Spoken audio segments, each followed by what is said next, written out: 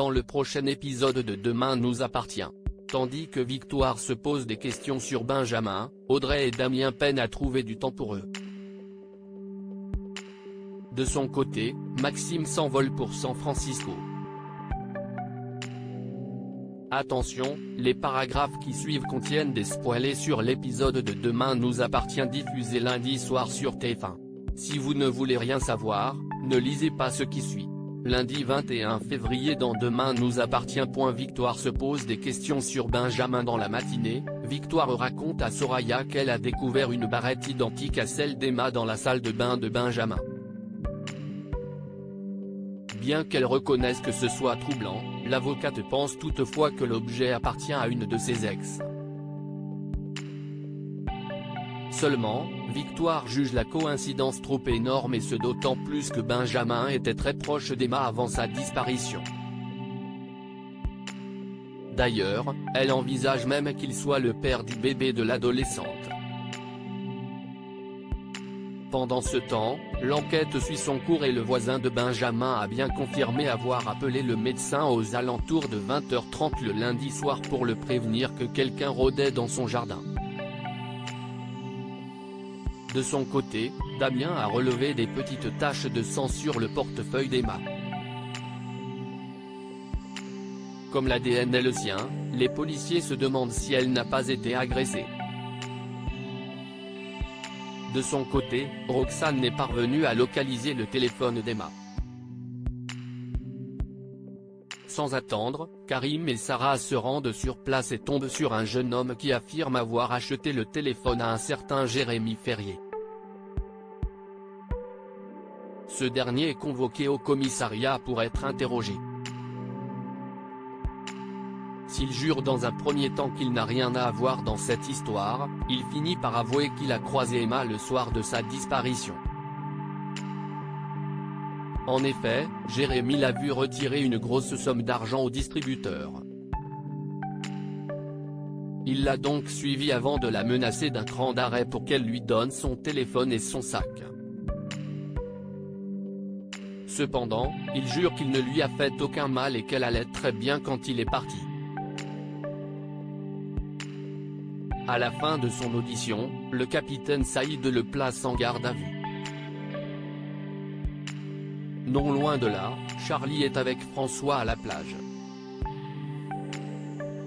Si elle est heureuse de le retrouver, le professeur de français a la tête ailleurs et ne cesse de penser à Emma. Pour Charlie, il se fait du souci pour rien car l'adolescente a certainement fugué pour être avec un garçon. Après avoir déclaré qu'elle aussi était une jeune femme paumée, Charlie l'embrasse. Pour sa part, Victoire profite d'une pause à l'hôpital pour questionner Samuel sur les conquêtes de Benjamin. Loin de se laisser berner, le docteur Chardot fait rapidement le lien avec la disparition d'Emma et rétorque qu'il connaît suffisamment Benjamin pour dire que c'est un homme respectueux doublé d'un vrai gentil. Rassurée, Victoire débarque chez Benjamin pour l'informer que la police a arrêté un suspect et que ce n'est plus qu'une question de temps avant que l'on retrouve l'adolescente. Comme elle a apporté de quoi manger, Victoire s'impose pour le dîner, ce qui n'a pas l'air de faire plaisir à Benjamin. Peu de temps après, la fille Lazari entend du bruit dans la maison. Elle profite alors que Benjamin soit en train de dresser la table pour aller voir. Au moment où elle essaie d'ouvrir la porte d'une chambre, Benjamin arrive et lui demande ce qu'elle cherche. Audrey et Damien peinent à trouver du temps pour eux voyant leur mère apprêtée pour aller travailler. Jack et Jordan comprennent qu'elle a rendez-vous avec son nouveau petit ami. Avant qu'elle ne parte, Jordan lui rappelle qu'ils ont prévu de fêter sa victoire au concours d'éloquence le soir même. De son côté, Damien est réquisitionné pour effectuer un relevé d'empreintes dans une villa qui vient d'être cambriolée au Mont-Saint-Clair. Dépité, le policier est contraint d'annuler son rendez-vous avec Audrey. Déçue, cette dernière se persuade alors qu'elle est simplement un plan cul à ses yeux. Plus tard, Damien débarque au Spoon mais Audrey lui fait la tête. Lorsqu'il lui offre la clé du parc, Simone veille pour qu'il puisse faire des balades nocturnes en tête-à-tête, la mère de famille retrouve le sourire puis accepte de dîner avec. De retour chez elle, Audrey se prépare quand Jordan et Jaya rentrent des cours. Tandis que le couple a acheté du champagne et de quoi grignoter pour l'apéro, Audrey a visiblement oublié qu'il devait marquer le coup pour la victoire de son fils.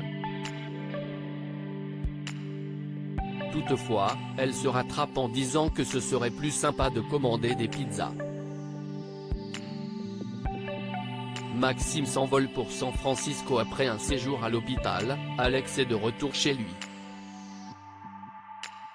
Tandis qu'il ne se souvient de rien de l'endroit où il a vécu, il découvre les lieux avec enthousiasme. Toute la famille essaie donc à travers des objets et de la nourriture de déclencher chez lui quelques souvenirs. En 20 points par la suite, il est l'heure pour Maxime de faire ses adieux à ses proches. Après avoir dit au revoir à Marianne, il prend ses deux petites sœurs chaleureusement dans ses bras. Quand Alex l'informe que la voiture est chargée, Maxime lui dit que cela aura été court mais bon. De son côté, l'ostréiculteur lui remet un bracelet arborant une encre marine puis l'enlace fièrement.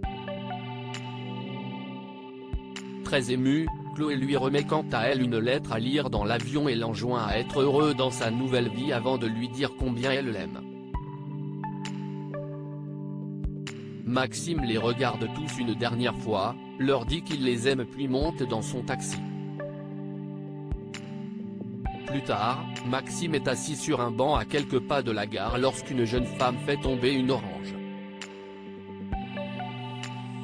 Le fils d'Elcourt la ramasse alors pour la lui rendre. Durant quelques secondes, il croit revoir Salomé à leur toute première rencontre mais revient vite à la réalité en réalisant que ce n'est qu'une inconnue qui la face à lui.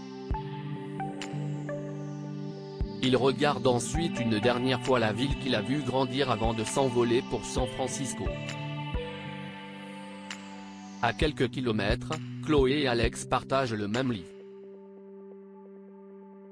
Même s'il n'est pas très à l'aise à l'idée de dormir avec une inconnue, il refuse cependant qu'elle s'installe dans la chambre de leur fils.